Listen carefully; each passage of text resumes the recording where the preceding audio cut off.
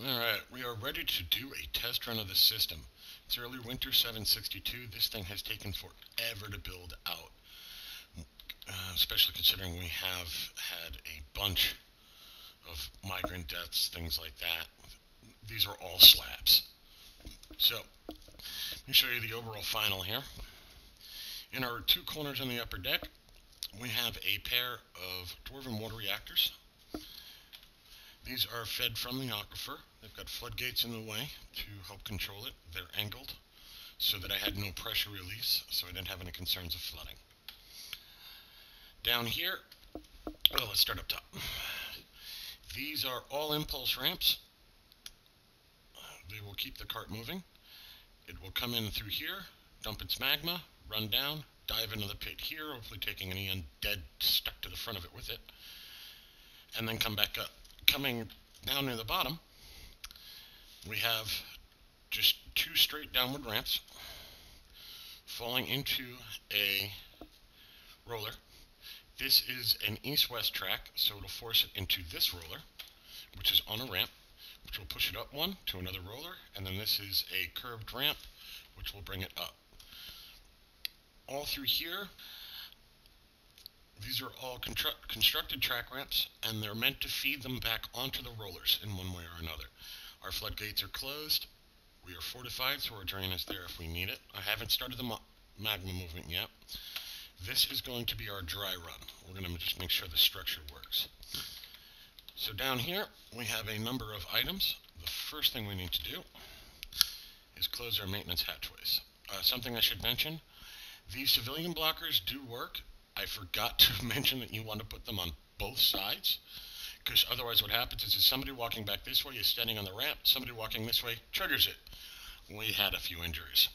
Edge got beaten up, and one of our kids fell down and wasn't going to the hospital. So when I tried to re-injure him, he got himself tossed down into the pit for the undead creatures. There's magma down there now. He didn't last too long, so God bless Sigan. Good luck. So we're going to close our maintenance hatches. This will make sure we have no concerns. Actually, let me make sure those were the maintenance hatches. Maintenance north, maintenance south, okay. So we're going to wait on our dwarf for that. Anybody? No, nobody's. There we go. Somebody said to pull the lever.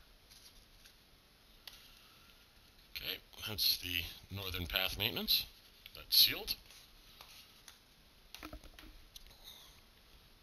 Southern path maintenance. That's sealed. Okay. Now, for convenience sake, I've attached a lever to the roller power in case something's gone horribly wrong. The rollers will stop the carts like nothing else will. We've got a magma drain lever also in place now. And I'm going to leave the southern door open for the moment. We're going to keep it like it was initialized. Other than that, the system should be initialized.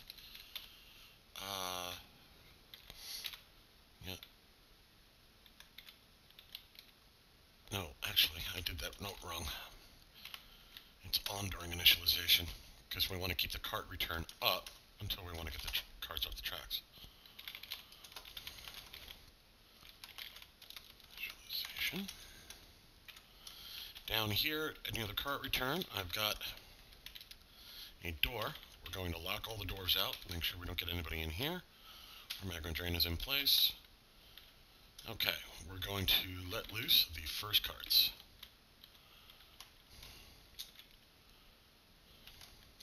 Damn it. There we go. Alright, so up here at the torpedo bay, it opens up the hatch for 2 mine carts. They both flow down, and one of them comes down into this holding pattern and then drops down. Now let's see how these are running.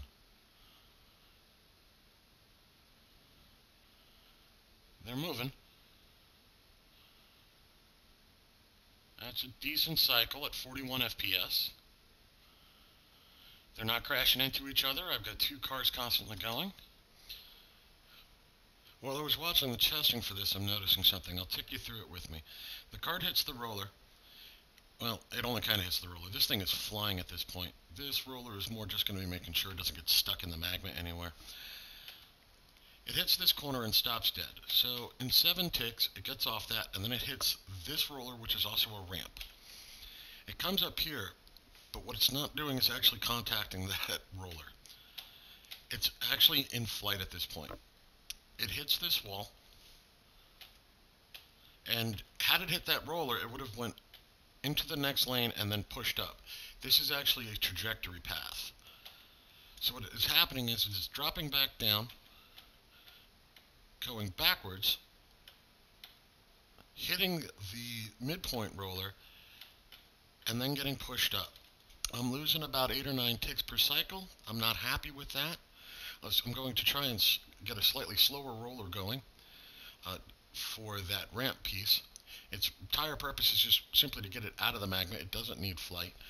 Now with the magma there, I don't expect it to actually have as many problems, but there's no reason not to clean this up while we're dry running it. So we're going to be taking care of that in a moment in between test runs.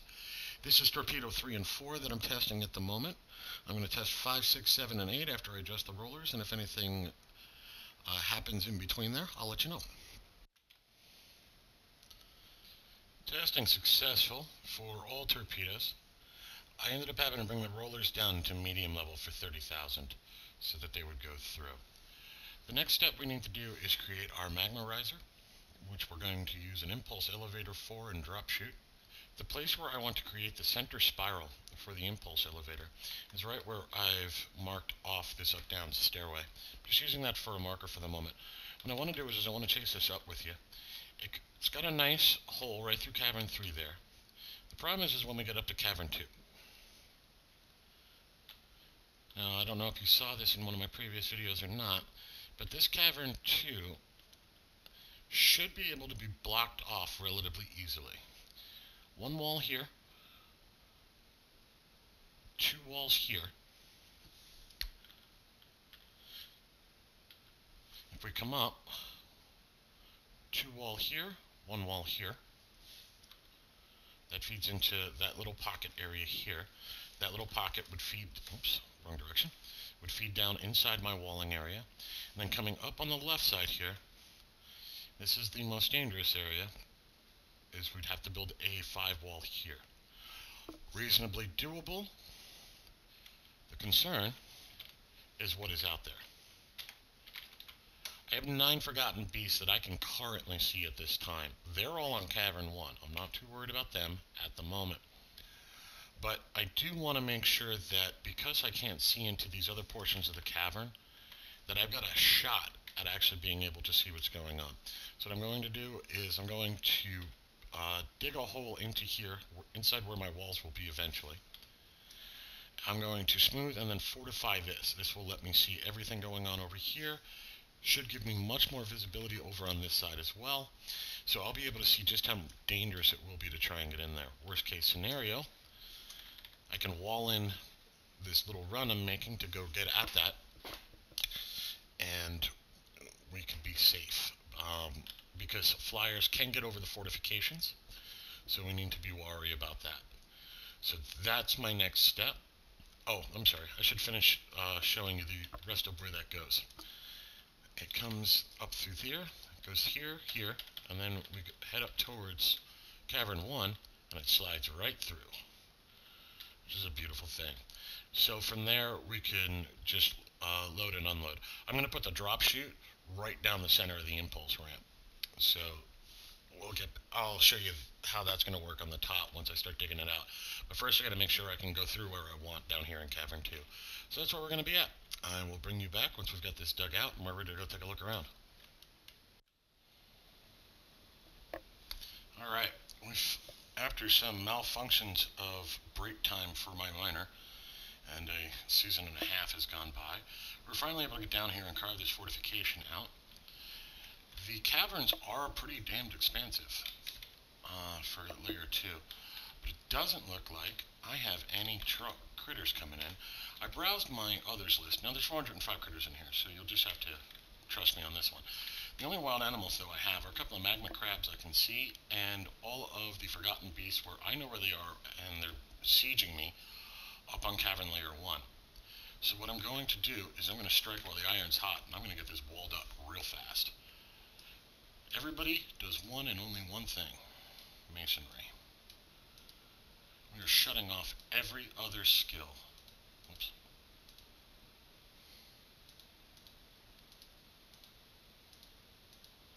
Even ITG is going to get in on this. ITG's actually gotten to be a decent meddler at this point. You guys don't need to watch me fuss around with this, so I'm just going to speed this up a little bit. You can see the settings I'm doing. I had to turn on edges mining again because I forgot I had to punch a hole in the wall still. But other than that, we're just going to turn off everything on everyone.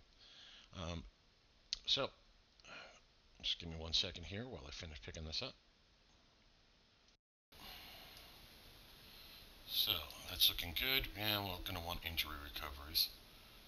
That looks good. Alright. Now let's zoom back in here. Okay. We're going to dig a hole here. We're going to just set up some walls.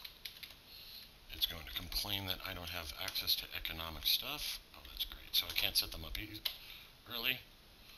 So I'm going to have to wait until Edge gets down here. It's okay, I need everybody to go idle anyway. So I'll bring you back in a second. Okay. Edge just got here to do our dig out. I'm just going to double check that I don't have any new wild animals showing up. Nothing particularly obvious. So we're going to let him dig that. Okay. I have 4, 5, 7 idlers. We're going to high speed a wall up.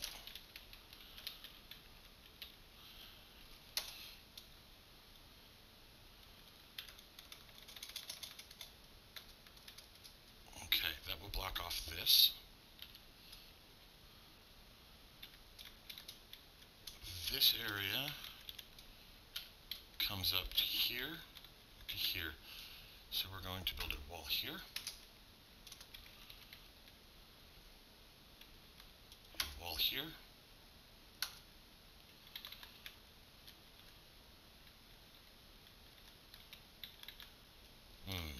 That's problematic.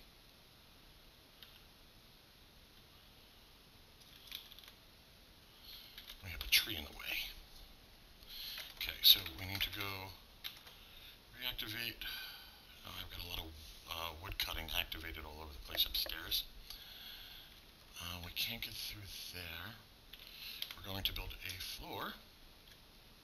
I can't even build a floor at an angle. Okay, well, we will dig around the problem.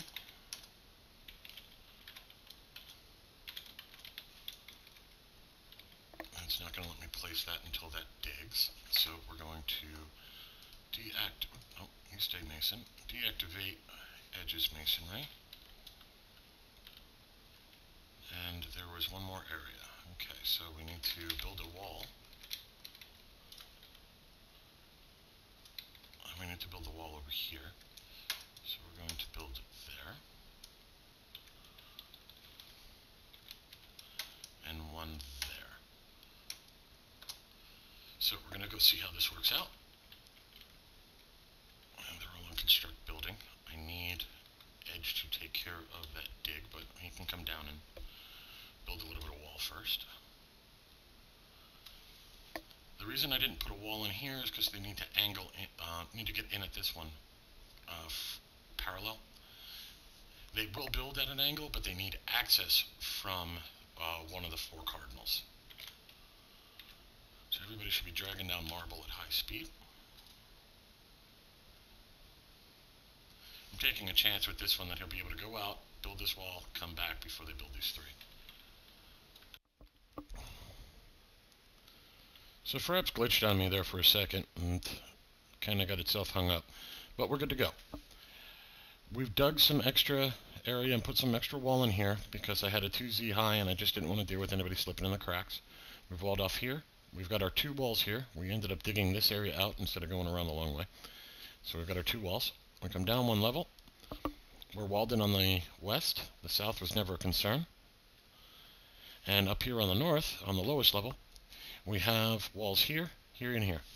So this entire area of the cavern, not very large, I know, but it's just enough to make sure that I can run my drop chute and impulse elevator in a direct line. So I'm going to clean up a couple of things, get my dwarves' jobs reassigned and get them figured back out.